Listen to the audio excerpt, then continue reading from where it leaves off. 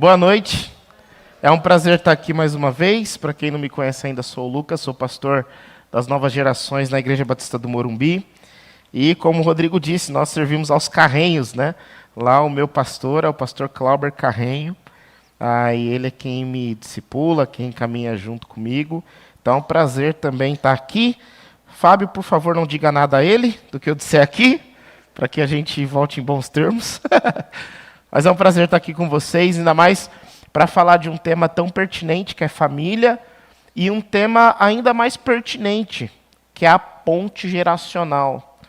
Algumas pesquisas, especialmente do Instituto Barna, que saíram recentemente, apontam para o fato de que o distanciamento geracional tem sido um dos principais pontos de saída, de evasão dos jovens da igreja. Os jovens não mais se identificam com um tipo de fé, o tipo de espiritualidade ou o tipo de referência que os mais velhos têm se entregue a ser. Então, uma grande evasão começa a acontecer a partir daí. Muito provavelmente você seja uma das pessoas que criticam a geração Z, porque eles chegam no trabalho cheio de dedos. Você não sabe o que me pediram. A Rafa, minha esposa que está aqui, trabalhava numa empresa de rede de televisão e tal. E aí, uma vez, uma estagiária dela foi reclamar dela para a chefe. Estou indignado com aquilo que a Rafaela fez. O que ela fez? Ela me passou atividades com prazos definidos e disse que eu tinha que entregar naquele prazo.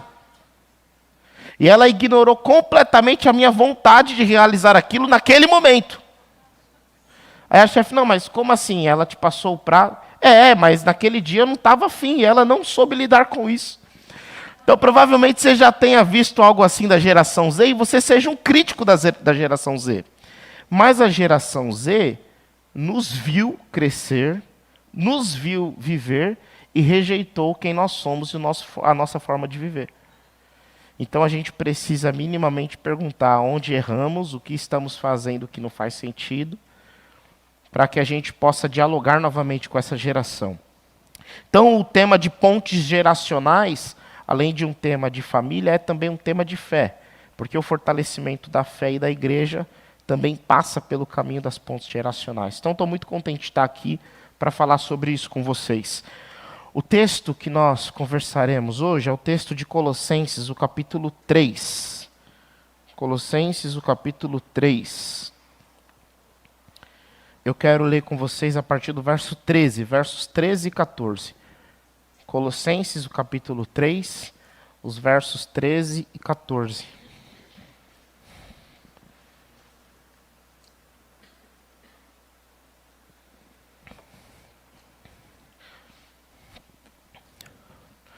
Colossenses 3, 13 e 14. Diz assim, palavras de Deus.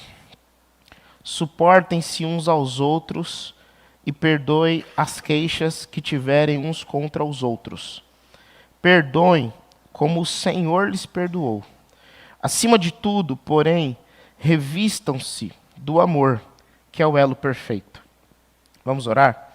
Senhor Deus, nosso Paizinho querido, nós estamos, Pai, diante da Tua palavra, diante do Teu santo ensino. Por isso nós te pedimos que nessa noite o Senhor fale conosco mais uma vez. Que o Teu Santo Espírito fale a nós com muita liberdade. E que o Senhor encontre hoje no nosso coração terra fértil, que frutifique para a eternidade, Pai. Pedimos ao Senhor que, por favor, Sua voz seja audível, perceptível e alcance o nosso coração com muita exatidão. Em nome de Jesus. Amém. Amém. Nós sabemos que no início de todas as coisas, a Bíblia Sagrada diz que nós fomos feitos por Deus à sua imagem e conforme a sua semelhança. O que por vezes nós deixamos passar é que imagem e semelhança de Deus não é o indivíduo. A imagem e semelhança de Deus feita no jardim é o casal. A Bíblia Sagrada diz que Deus faz duas pessoas e dá a essas duas pessoas um único nome. O nome das duas pessoas é Adão. No início de todas as coisas não foram feitos Adão e Eva, mas foi feito Adão. duas pessoas, mas um único ser, chamado o terroso, ou humanidade. É a partir daquilo que nós conhecemos como o relato da queda, que o casal começa a se enxergar não mais como um único ser, mas como dois seres distintos. É só depois da queda que Adão olha para Eva e diz: foi a mulher que tu me destes. Adão, você comeu do fruto. Foi ela, não foi eu. Inclusive, Deus, no fundo, a culpa é tua. Porque você me deu essa mulher. Então, aquele que havia olhado para ela e dito: essa sim, sangue do meu sangue, carne da minha carne, agora olha para Eva e diz: foi a mulher que tu me destes. Existe uma quebra relacional evidente aqui. E logo depois, no capítulo 4 do Gênesis, nós vemos que essa quebra relacional consiste, ela permanece, e Caim mata Abel. A queda relacional não está posta apenas entre homem e mulher, mas essa queda relacional também está posta entre os irmãos. E o que é curioso no relato bíblico é que Adão e Eva não aparecem para dizer nada a Caim daquilo que ele realizou contra o seu irmão. E o que é curioso é que parece que esse sistema familiar, onde os filhos aprontam das suas e os pais não aparecem na repreensão, parece uma constante no relato bíblico. Quando, por exemplo, Jacó, ele compra a primogenitura de Esaú, e depois rouba a bênção também de Esaú, nada é dito por Isaac a Jacó. Inclusive, a sua própria mãe ajudou um irmão a enrolar o outro e enganar o outro. Quando, por exemplo, José tem um sonho e os seus irmãos começam a ser fermentados de inveja, nada é feito por Jacó aos seus filhos antes que eles pegassem o seu irmão e vendessem. Quando lá na frente, os filhos de Davi causam atrocidades, um filho estupra uma filha. Depois o outro filho mata o filho que estuprou a filha. Depois o outro filho pega a esposa dos seus pais. O Davi em nenhum momento aparece para repreender a geração de filhos que tinha. Esse distanciamento geracional, esse distanciamento entre pais e filhos, pasme, não é uma coisa que começou ontem. Isso começou há muito tempo. Talvez isso esteja sendo fortalecido porque as gerações elas acontecem muito mais rapidamente. Antigamente você tinha de uma geração para outra, de acordo com o modelo de pensar de uma geração para outra, uma diferença de anos de 100 anos, depois 60, depois 40. Hoje, a cada 5 anos, é uma nova geração que surge. A gente fica meio perdido do que é que esse povo está falando. Aquilo que eu achava moderno está parecendo que virou cringe. Hoje a gente foi fazer um trabalho de conscientização lá na Igreja Batista do Morumbi, que hoje, dia 18 de maio, é o dia do combate ao abuso sexual da criança e do adolescente, e a gente foi fazer um trabalho de conscientização. Nesse trabalho de conscientização consistia em postar uma foto no feed com uma legenda específica. E alguém me disse: pô, pastor, no feed isso é muito cringe. Eu achei que eu estava abalando, né? Conscientização nas redes sociais. E ele: redes sociais, pastor? Ninguém fala mais redes sociais. Então o distanciamento dessas gerações aumenta porque elas são muito mais velozes, muito mais rápidas. Quando você acha que está abafando, na verdade você ainda está caminhando ali, tentando fazer alguma coisa. O distanciamento existe. E a grande pergunta é: se é o conjunto que é a imagem e semelhança de Deus, se é, no contexto bíblico de Gênesis, a família, homem e mulher, imagem e semelhança de Deus, como é que nós mantemos essa unidade relacional familiar de forma tal que nós continuemos a ser essa representação do desejo, da imagem de Deus no mundo? Como é que a gente mantém a unidade relacional mesmo com os conflitos geracionais? Qual é o caminho? Como que a gente chega lá? O que que Deus criou para que a gente consiga lidar com isso? Essa é a grande pergunta. Esse texto que nós lemos aqui de Colossenses, o capítulo 3, ele começa a falar primeiro a respeito daquilo que é próprio da carnalidade humana, O apóstolo Paulo manda uma carta a essa igreja, a igreja que ele não conheceu presencialmente, e ele começa primeiro a falar a respeito da primazia de Jesus Cristo como Senhor da história, Jesus Cristo como Rei dos reis, Senhor dos senhores. Logo na sequência ele fala contra o politeísmo místico que estava aparecendo naquela região. Pouco depois ele fala a respeito do legalismo judaico, ou seja, nem vá com politeísmo místico, nem vá com legalismo judaico, mas existe um outro caminho. Se vocês foram comprados pelo sangue de Jesus e vivem nas suas vidas os efeitos da ressurreição, então existe uma terceira via. Nem o politeísmo dos gentios e nem o legalismo dos judeus. Qual é a terceira via? A terceira via é fazer morrer aquilo que pertence à natureza terrena de vocês. Versículo 5. Tudo aquilo que pertence à natureza terrena, e aí você pode ler no versículo 5, a imoralidade sexual, a impureza, a paixão, desejos maus, ganância, idolatria, apontam para a quebra da unidade relacional entre os pares. Tudo isso enfraquece, machuca a unidade relacional entre os pares, seja entre marido e mulher, seja entre pais e filhos. Tudo isso causa um distanciamento, uma quebra relacional, porque nós somos potencialmente malvados. Irmão, você é potencialmente malvado. Irmão, você é potencialmente malvada. Sabe quando você está numa confusão e você começa a se justificar, dizendo, imagina, eu fiz isso, provavelmente você está errado, porque potencialmente eu e você somos malvados. E o que o apóstolo Paulo está dizendo é, deixe de lado o potencial de mal que existe em você. Faça morrer a sua natureza carnal. Inclusive porque esse mal fere quem está do seu lado, fere quem está com você. E ele gera uma quebra na unidade relacional. E aqui ele está falando da igreja. Mas por muitas vezes o próprio apóstolo Paulo usa a metáfora da igreja para falar de família e da família para falar da igreja. E usa inclusive essa metáfora para falar da relação entre Deus e a sua igreja, entre o homem e a mulher. Ele usa a metáfora da igreja para falar também na família. Então nós podemos olhar para esse texto e pensar na nossa dinâmica familiar.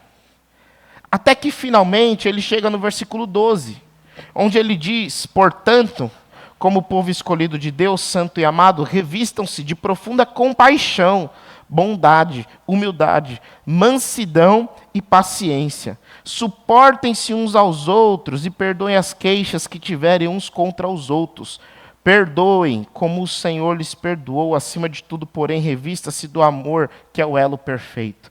O apóstolo Paulo está dizendo isso quando ele fala o seguinte, faça morrer a natureza pecaminosa, e agora deixe sobressair em você a natureza divina. O que ele está sugerindo é que humanamente, naturalmente falando, você não faz o percurso da bondade, da benignidade, da paciência, da mansidão, da humildade.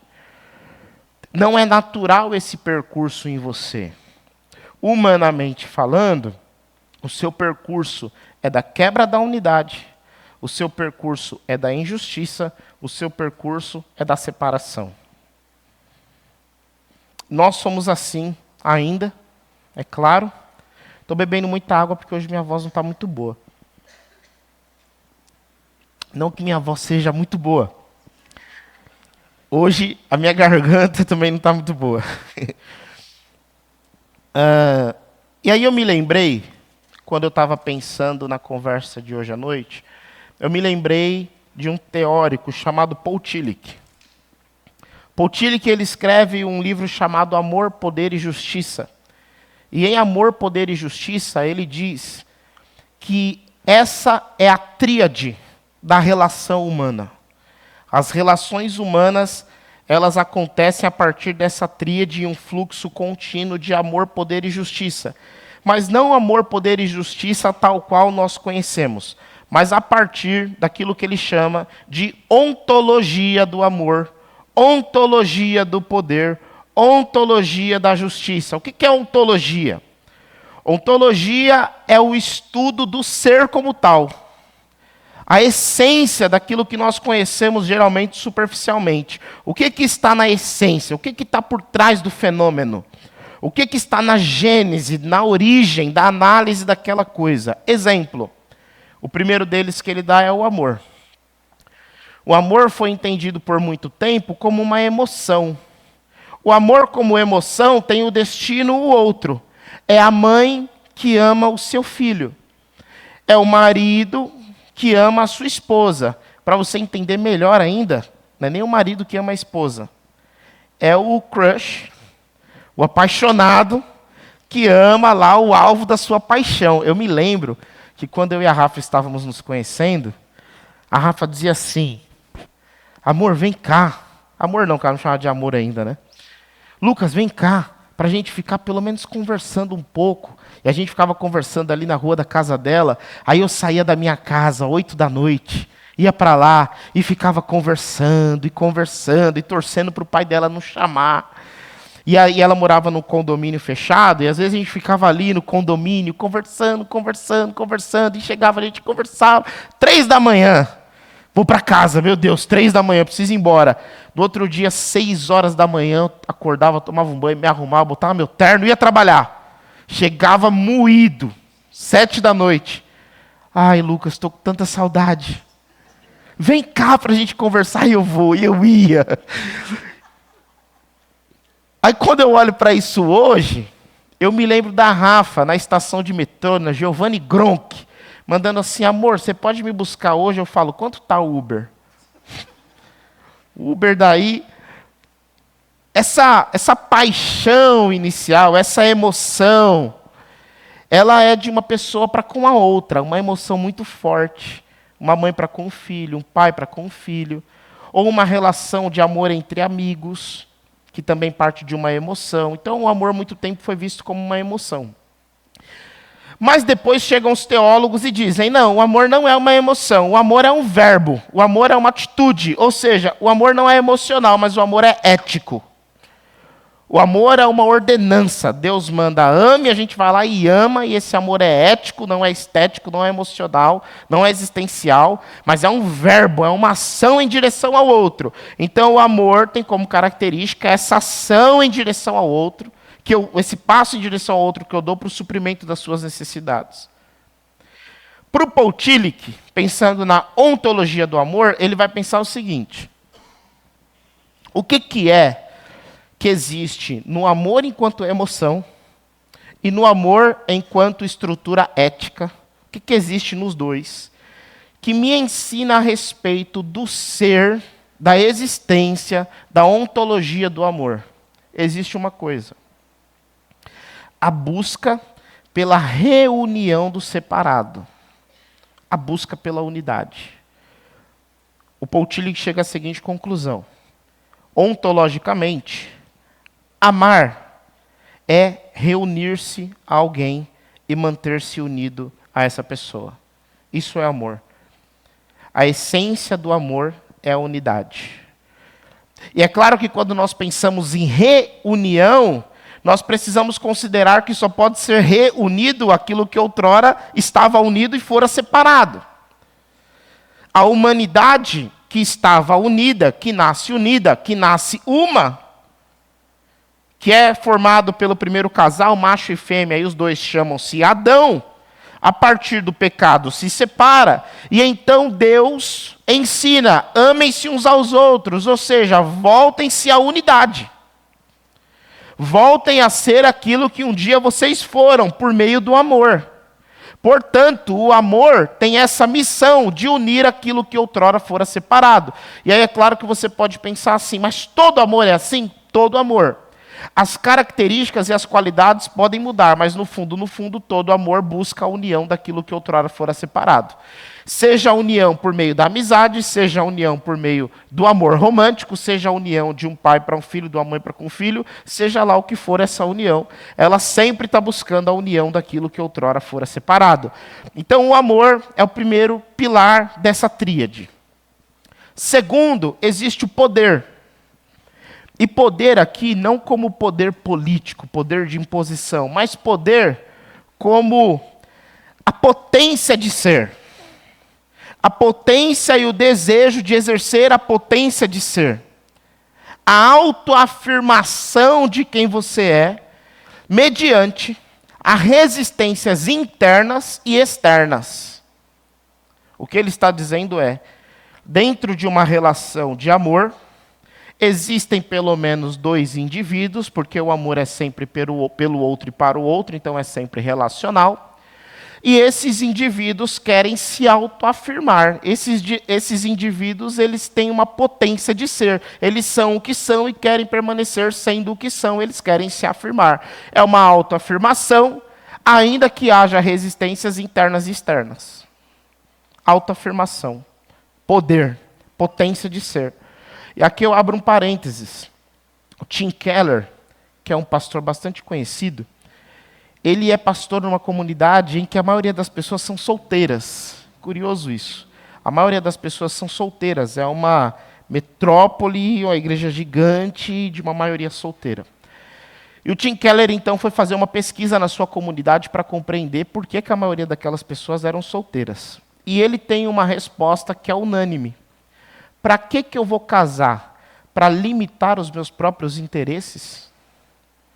Eu vou me unir a alguém para diminuir a minha potência de ser? Essa é a pergunta. Eu vou me unir a alguém para que eu tenha que aumentar a resistência da minha autoafirmação de quem eu sou? Essa é a grande pergunta que está sendo feita. Porque na cabeça dessas pessoas, casar-se é igual a diminuir a autoafirmação de quem você é. E elas estão completamente erradas, né, gente? Os casados sabem, né? Não estão. Realmente, o amor, a unidade, te coloca em uma diminuição da sua autoafirmação e impõe a você uma nova resistência externa. Não que isso seja de todo ruim, mas eu chego nisso já já. Mas a grande questão é que a mentalidade dessa geração tem isso, e a gente precisa considerar isso como um fator importante. E por fim, por último, nessa tríade, existe a justiça. Então, o que é a justiça? Se o amor é a união daquilo que outrora estava separado, e o poder é a afirmação, é a potência de quem eu sou, mesmo estando em uma relação, a justiça é aquilo que vai fazer o equilíbrio dessa relação, para que nós, estando unidos, a minha autoafirmação não anule a sua autoafirmação. Exemplo. Eu gosto de acordar às 8 da manhã. E quando eu acordo às 8 da manhã, eu gosto de acordar e cantar. Mas a minha esposa linda, ela gosta de dormir até às 10. Então não dá para no sábado eu acordar às 8 e cantar.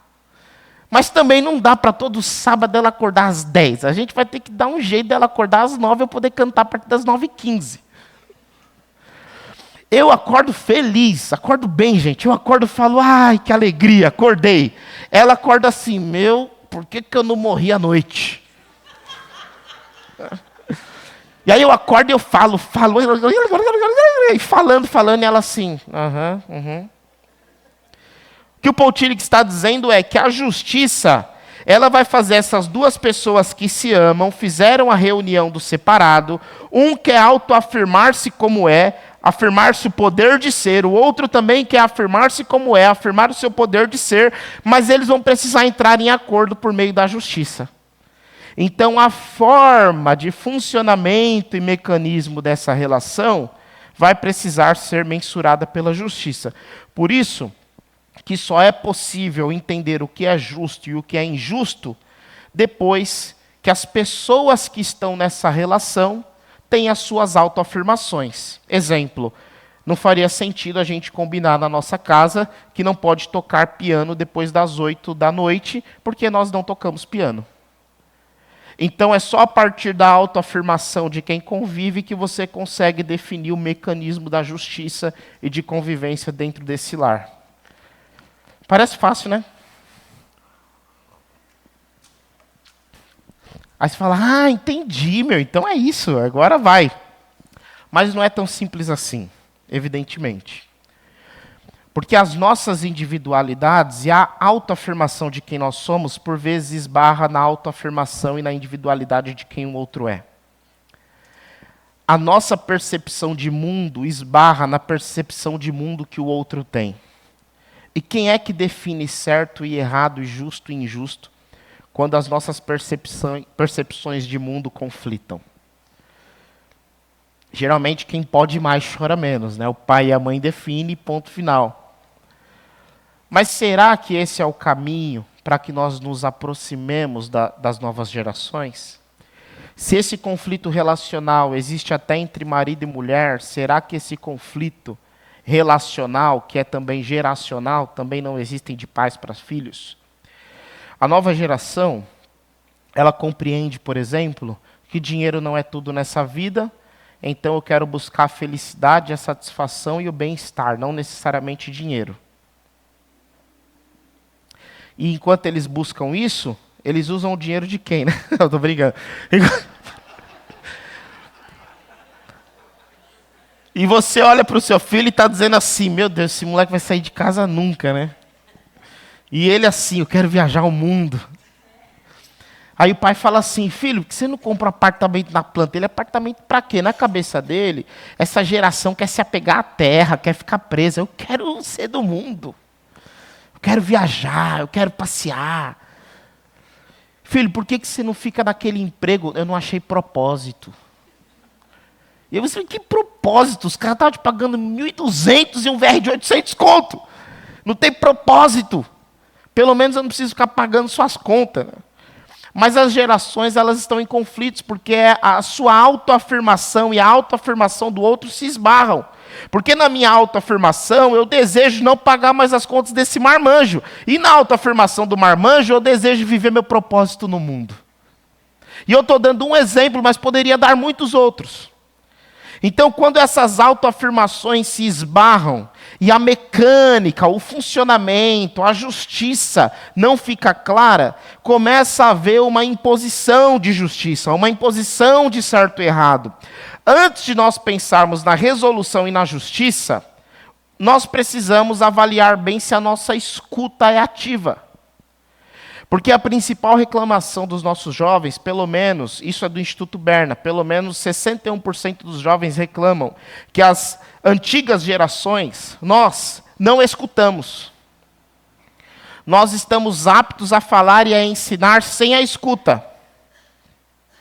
É claro que existe nessa geração a ideia de que nós não estamos ali apenas para escutar e decidir, mas que eles precisam decidir conosco. Existe essa ideia também. E isso gera conflito. E aí a gente pode concordar ou discordar, mas uma coisa a gente tem que concordar, que em toda decisão tem de haver escuta. Toda decisão tem de haver escuta. É só assim que a gente vai compreender. Desculpa. As autoafirmações do outro, o poder de ser do outro, e como que a gente cria uma mecânica de funcionamento dessa relação que é justa. À medida em que nós não fazemos isso, nós construímos uma mecânica de relação injusta. Por que que as antigas gerações e as novas gerações, no contexto familiar, estão tão distantes? Porque geralmente nós estamos criando uma mecânica de funcionamento do lar que traz uma alternativa injusta para aqueles que querem expressar a sua potência de ser, o seu poder de ser. E é aqui que eu acho que esse texto faz sentido para nós. Porque isso nos machuca. Isso não machuca só os filhos, isso machuca os pais também. Porque nenhum pai quer o mal do filho. Nenhum pai, nenhuma mãe é o vilão dos seus filhos. Do seu neto, da sua neta. Nós não queremos o mal uns dos outros. Isso é evidente, é claro. As nossas relações são baseadas e amparadas no amor. Então nós não queremos o mal uns dos outros. Mas na medida em que nós vamos nos relacionando dessas formas injustas, sem compreender as autoafirmações uns dos outros, nós vamos nos machucando. Nós vamos nos violentando constantemente. Uma vez eu recebi uma pessoa no gabinete e ela queria conversar sobre a esposa. Um homem bem ciumento, assim. Bem ciumento mesmo. Controlador, ciumento. E ele falou assim para mim: pastor, a minha esposa perdeu todo o brilho dela. Todo brilho, todo brilho. Ela dançava, cantava, tinha um monte de amiga. Ela era alegre, feliz. A gente ia num casamento, ela estava lá dançando, brincando, e as amigas vinham em casa, e não sei o quê.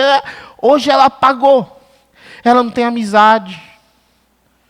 Se bem que é assim, né, pastor? Tudo bem que às vezes as amigas dela queriam se reunir 8 da noite na casa uma da outra, eu achava um absurdo, né? Aí eu fui cortando. Mas assim, não tem mais amiga. Ela não quer mais saber de dançar. Se bem que assim, né, pastor? Ela ia dançar, sabe, com esses professores. Aí a mulher minha vai ficar dançando com o professor.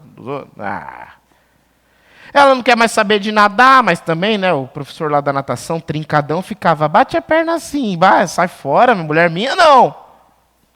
O próprio discurso dele estava dizendo, eu apaguei a minha esposa. Eu não deixava ela se reunir com as amigas, eu não deixava ela mais dançar e ela amava dançar, eu não deixava ela atuar, ela gostava de atuar. O esporte ela já não praticava, o cara é um ciumento, um controlador. Quando a esposa ficou do jeito que ele tanto insistiu, ele apagou todo o poder de ser dela, ele apagou toda a autoafirmação que ela tinha, ele olhou para ela e disse, eu já não a admiro mais, ela perdeu todo o seu poder de ser, não sei mais se eu quero estar nessa relação. Engraçado você, né? O que eu estou dizendo é o seguinte, que dentro dos relacionamentos, a justiça é o que faz com que nós não apaguemos completamente o outro. É a justiça que faz com que nós compreendamos quem o outro é, a sua potência de ser, a sua autoafirmação. E nós então criamos mecanismos para que os outros sejam. E não para que os outros sejam apagados pelo nosso próprio poder e desejo. E é aqui que esse texto entra, porque a primeira coisa que o apóstolo Paulo diz é suportem-se uns aos outros. Suportem-se uns aos outros.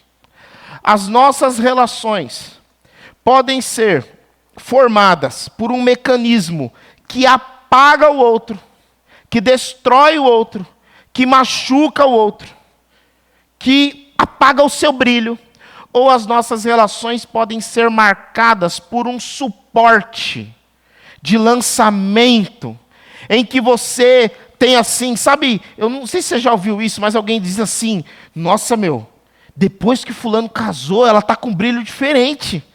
Nossa, ele mudou, ele está com um gás, um negócio, porque geralmente é assim, nossa, fulano casou, deu uma... Nossa, ele casou, não vem mais para futebol. Nossa, fulano casou, desapareceu, né? Mas já pensou, você dizer assim, nossa, o fulano casou, e ele está com um brilho diferente, está jogando até bola melhor que antes. Ele gostava de contar piada, ele está mais engraçado que nunca. Ela gostava de dançar, parece que aperfeiçoou e é melhor dançarina que antes. Ela gostava de atuar e agora ela atua, ela brilha, ela cresceu, parece que, nossa, depois que casou, cresceu, expandiu, melhorou. Nossa, meu, que bênção os filhos daquele irmão, né? Um gosta de capoeira, o outro gosta de nadar, mas um nada como ninguém, o outro joga capoeira como ninguém. Que bênção! A gente pode fazer do nosso lar um ambiente de suporte para que as autoafirmações sejam possíveis, para que o poder de ser seja exercido, para que a gente diminua a resistência do poder de ser do outro e torne-se para que nós nos tornemos potencializadores. Ao invés de você ser uma força de restrição, você ser uma força de potência. A pessoa melhora. Ela era simpática, ela é mais. Ela contava piada, ela conta melhor. Jogava bola, joga mais ainda. Jogava FIFA, joga mais ainda. Amém? Joga mais ainda. Ele cresceu, melhorou, ela cresceu, expandiu. Os filhos têm clareza do que gostam e do que querem, e os pais apoiam os filhos no que querem e no que gostam. Agora é claro, Lucas, mas eu entendo que o meu filho tem uma potência autodestrutiva. Então você é a força de resistência que Deus colocou sobre a vida dele. Exerça o seu papel. A Bíblia Sagrada, quando ela diz, filhos honrem os seus pais, geralmente nós lemos da seguinte forma, filhos, obedeçam os seus pais e honrem os seus pais. Eles disseram, é uma ordem. Mas ela está dizendo algo mais profundo que isso. A Bíblia está dizendo, geração nova, eu sei que parece que vocês sabem de tudo. Eu sei disso. Toda geração nova é assim. Você quer conversar com alguém iludido? Conversa com um casal de noivos. Conversa com um casal de noivos. Quando casa, os conflitos... mas a gente já falou sobre isso. A coisa que pode pegar é as finanças. Não, mas a gente já tem até planilha conjunta. A gente vai ser de boa. Ok. Então, vivam, depois a gente conversa de novo. A nova geração é sempre iludida. Isso faz parte. A nova geração tem utopias. Nós podemos matar os sonhos da nova geração e matar suas utopias, ou podemos direcionar os seus sonhos e as suas utopias. Porque o que esse texto está dizendo é, nova geração, honrem os seus ancestrais. Honrem a sabedoria acumulada pelos seus ancestrais. A sabedoria acumulada pela Bíblia Sagrada, pelos pais da igreja, pelos nossos irmãos da Reforma, pela sua bisavó, sua tataravó, sua bisavó, sua avó, a sua mãe, o seu pai. Você pode viver ouvindo 2000 anos de conhecimento e de sabedoria que podem gerar no seu coração e na sua vida algum tipo de bem, ou você pode achar que em 2000 anos de história ninguém produziu nenhuma sabedoria tão incrível quanto a tua. O que você prefere? Honrar os teus pais ou entender que você é o grande Senhor ao seu ápice dos 14 anos? O que a Bíblia Sagrada está dizendo é que existe uma sabedoria ancestral, parental, construída ao longo da história. Então tenha inclusive a sabedoria também de honrar todo o conhecimento prévio que chegou até você. Honre os seus pais. Honre os seus pais. Então é papel sim do pai ser uma força, do pai e da mãe ser uma força de resistência para a autoafirmação destrutiva dos filhos.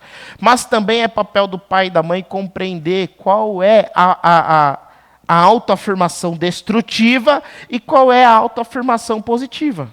E é difícil isso. É difícil isso. Pastor, como faz isso? Você tem aí 3 passos para compreender? Não tem. Joelho no chão. É joelho no chão e dizer, Senhor, esses meninos e meninas são flechas que o Senhor me deu para lançar. Me dê discernimento, Pai. O que é destrutivo? O que é positivo? Onde eu invisto? Onde eu corto as asinhas? Mas nós precisamos cada vez mais pensar como é que eu me torno para minha família um suporte de crescimento da minha casa. Um suporte de crescimento. Aí lembra que eu falei que os casais não querem mais se casar porque eles ficam com esse poder de ser limitado, a individualidade limitada? Eles têm razão nisso. Porque todo mundo que está em uma estrutura familiar precisa se doar e se sacrificar por alguém. Mas não é justamente nisso que consiste o amor? Não é justamente nisso que consiste o amor? A essas pessoas o Tim Keller respondeu, vocês têm razão, vocês precisarão se sacrificar mutuamente em uma relação. Mas tem uma boa notícia. Existe um sacrifício mútuo, mas existe também uma satisfação mútua. Porque se é bem verdade que você vai se sacrificar pelo outro, também é bem verdade que o outro se sacrificará e será um suporte para você. Sacrifício mútuo, suporte mútuo, mas há também uma satisfação mútua. É melhor serem 2 do que 1. O segundo ponto desse texto, suportem-se uns aos outros e perdoem as queixas que tiverem uns contra os outros. Perdoem como o Senhor lhes perdoou. O perdão foi a forma que Deus escolheu de manter a unidade harmônica de todas as coisas. O perdão foi a forma que Deus escolheu de manter a unidade de todas as coisas. Quando essa mecânica relacional dentro do amor, essa tríade de união, autoafirmação e justiça, quando essa tríade se torna disfuncional, quando existe mais dores e mais machucados do que nós gostaríamos, ou até quando essa tríade é funcional, assim, está redondinha, ainda assim você fará mal a alguém do seu lar e alguém do seu lar fará mal a você. Na igreja é assim, no trabalho é assim, na amizade é assim, na família é assim. Nós nos machucaremos mutuamente. Algumas semanas, uma amiga francesa me mandou uma mensagem: pastor, você pregou no domingo e eu decidi falar novamente com o meu pai. Falei, glória a Deus, que bênção. E quanto tempo vocês não se falavam? 3 anos. 3 anos. Quanto mal, quanta dor, quanta violência, quanta negligência, quanta indiferença cabe em 3 anos de distanciamento. Com certeza isso não foi formado do dia para a noite, não foi formado a partir de uma ação, mas de uma vida de ações destrutivas, constantemente destrutivas. Com certeza isso não foi formado a partir de uma negligência, mas de uma vida negligente. Não de uma injustiça, mas de uma vida injusta. Criou mal. O mal foi instaurado, a mágoa acumulou no coração. E diante de um mal praticado contra nós cristãos só temos uma alternativa: o perdão. Jesus Cristo, quando é perguntado a respeito do perdão, pelo apóstolo Pedro, Pedro pergunta: Jesus, quantas vezes que nós devemos perdoar? Até 7 vezes? Quando Pedro pergunta isso, ele achou que ele estava abafando, porque 7 é muita coisa. Então ele falou assim: Senhor, quantas vezes devemos perdoar? Eu sugiro 7, porque eu sou misericordioso, bondoso, gracioso. E Jesus responde assim: ô Pedro, não até 7, Pedro, mas até 70 vezes 7. O que Jesus Cristo está respondendo a Pedro é: Pedro, você me pergunta um limite quantitativo para o amor. E não há limite quantitativo para o amor. Você precisa perdoar quantas vezes forem necessárias. E aí Jesus começa a contar uma parábola que diz o seguinte: Pedro, não só não existe limite quantitativo para o perdão e para o amor, como também não existe limite qualitativo para o perdão. Como assim, Jesus? Pedro, pense em um senhor. Um senhor que tem um servo que lhe deve. A dívida desse servo é impagável. Ele cometeu algo que construiu contra esse senhor uma dívida impagável. Por que dívida impagável é tão importante? Porque você concorda comigo que tem coisas que são completamente pagáveis e desculpáveis? Exemplo: peguei um dinheiro seu, eu não paguei, me perdoa, mas no mês que vem, sem falta, eu te mando. Te mando com juros e correção do IPCA. Glória a Deus. Um bom investimento eu fiz em você. Existem dívidas que são pagáveis. Olha, eu não te paguei esse mês, mas no mês que vem eu te pago. Olha, eu estava indo para a reunião, eu ia chegar aí 7 em ponto, porque a gente agendou, mas eu peguei um trânsito na marginal. Mas 7h20 eu estou chegando aí. Ok. É uma dívida explicável, justificável e pagável. Agora, uma mãe abandona um filho. Quais são os argumentos que uma mãe dá para esse filho que pode pagar a dívida? Nenhum. Pode até explicar. Pagar a dívida, não paga. Por isso que é importante quando Jesus diz: esse servo contraiu com seu senhor uma dívida impagável, ou seja, era indesculpável. E ele então disse: paga tudo que você me deve. E o servo disse: tem paciência comigo e eu vou pagar tudo. Tem paciência nada. Eu vou botar você e sua família para serem vendidos e eu recuperarei parte do dinheiro que você me deve. Até que ele diz: por favor, tem misericórdia de mim, tem compaixão de mim. E então esse senhor diz: ok, eu me compadeço de você. E então esse senhor se compadece, cancela a dívida e o deixa ir. Compadece.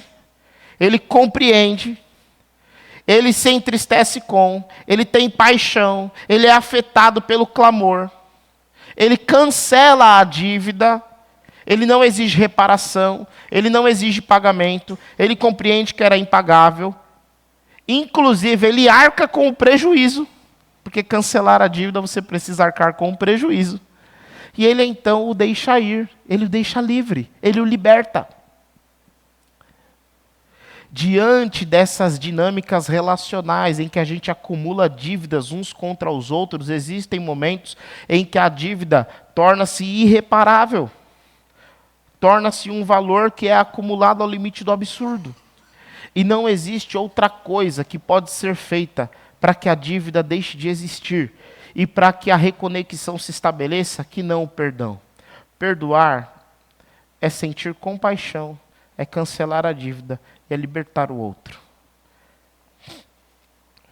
Se você quebrou a relação com alguém da sua casa, porque as dívidas se acumularam, em nome de Jesus, viva o caminho do perdão. Tenha compaixão, cancele a dívida, deixe ir. Se você tem dificuldade dentro da tua casa, dentro da tua relação com seu marido, com a sua esposa, você vive em um pé de guerra, de ódio, em nome de Jesus, faça o processo e o caminho do perdão. Tenha compaixão, cancele a dívida e deixe ir. Não exija reparação. Deixe ir. Liberte o outro de você.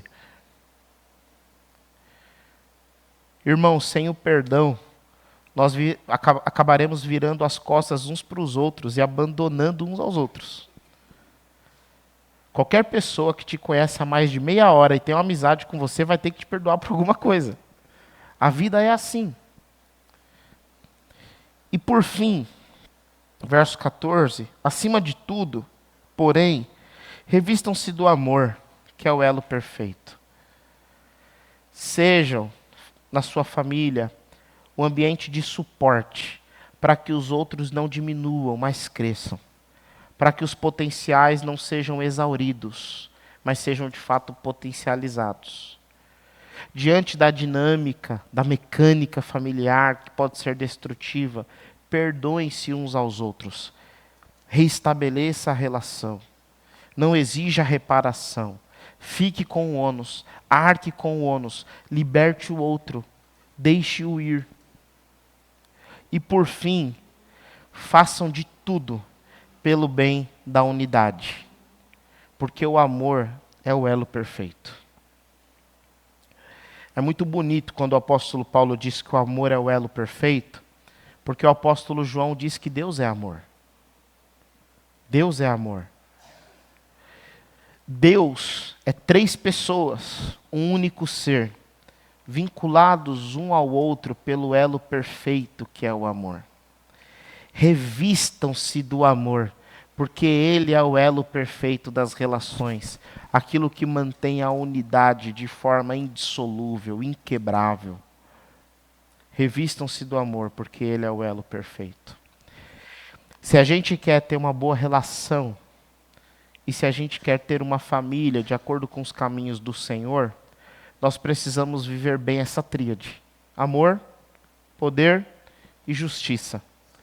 Sabendo que em algum momento a gente vai quebrar a dinâmica. E nesse momento nós precisamos contar com o perdão. Tudo isso em nome da vida em amor, da vivência em amor. Porque é o amor que mantém a unidade familiar acima de todas as coisas. A unidade só pode ser quebrada em um caso: quando a vida está posta em risco. Se a vida não está posta em risco, a unidade precisa resistir até o fim. Vamos orar? Senhor Deus, nosso Pai querido, obrigado por essa noite. Obrigado porque a Tua palavra é viva. O Senhor fala conosco, nos confronta, nos ensina. É o Senhor quem direciona os nossos passos e é o Senhor também que cuida das nossas casas, das nossas famílias, Pai. Pedimos ao Senhor, Deus, que a Tua mão nos guie no caminho das reparações, das reconciliações, nos guie no caminho do perdão, da aproximação das gerações, e especialmente nos guie no caminho de sermos revestidos pelo Seu amor. Nos ajude, Pai, a compreender como é que nós podemos fazer da nossa casa o ambiente de fortalecimento de quem nós somos, não um ambiente de matar as potencialidades do outro.